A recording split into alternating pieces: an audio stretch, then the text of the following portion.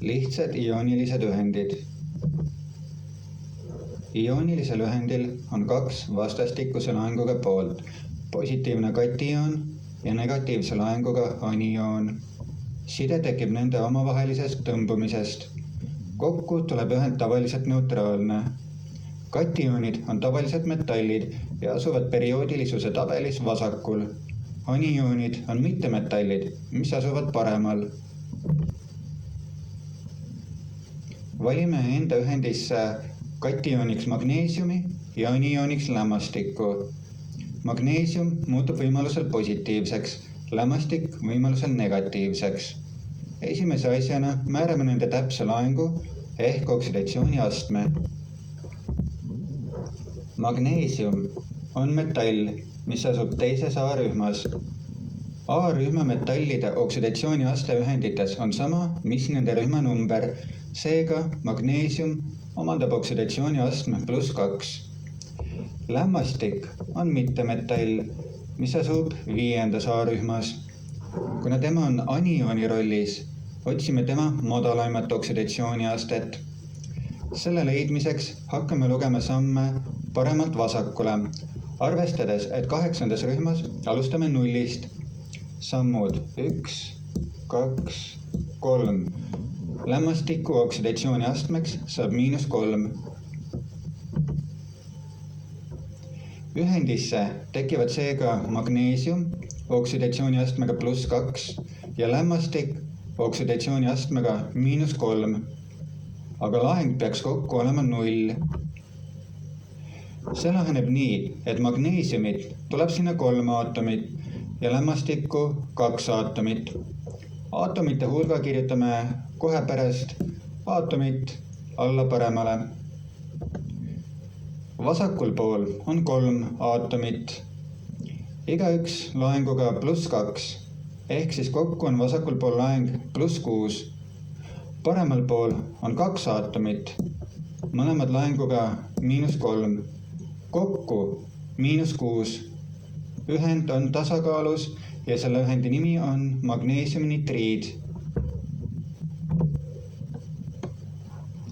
Koostame järgmise ühendi. Võtame katiooniks kaltsiumi, aniooniks fluoriidi. Esiteks määrame jälle nende täpsed oksidatsiooni astmed. Kaltsium sarnaselt magneesiumile asub teises A-rühmas. See omandab ühendites oksidatsiooni astme +2. Fluoriid erinevalt lämmastikust on 7. A-rühma mittemetall. Negatiivset oksidatsiooni astet hakkasime lugema sammudes paremalt vasakule ja fluoriid omandab oksidatsiooni astme -1. Ühendis on kaltsiumil oksidatsiooni aste +2 ja fluoriidil -1. Leiame sellise ühendi, mille totaalne laeng on 0.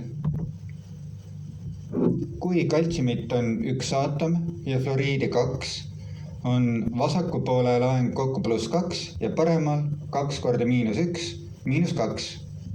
Kokku on ühendi laeng 0 ja ühendi nimi on kaltsiumfluoriid. Siia mahub üks veel.